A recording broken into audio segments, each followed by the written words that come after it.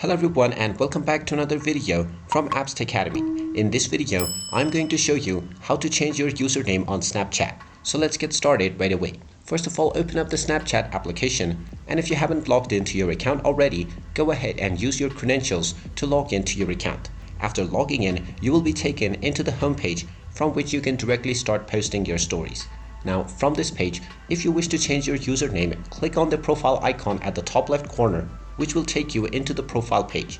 From the profile page, click on the gear icon at the top right, and you will end up in the settings menu. From the settings menu, you have the option to change your name as well as your username. You can tap on the name option if you want to change your name. You can also tap on remove name if you want to remove your name from your profile. Then from the settings page, tap on username and you will be allowed to change your username once per year. If you have not changed your username recently, then you can simply type in your preferred username and then tap on the change username button. Once you tap on this, your username will immediately be changed on your Snapchat account. And there you have it. That is how easy it is to change your Snapchat username. If you find this video helpful, make sure you hit that like button and subscribe to our channel if you haven't done so already. Also ring that notification bell to never miss another update from us. Thank you for watching, and I will see you again in the next video.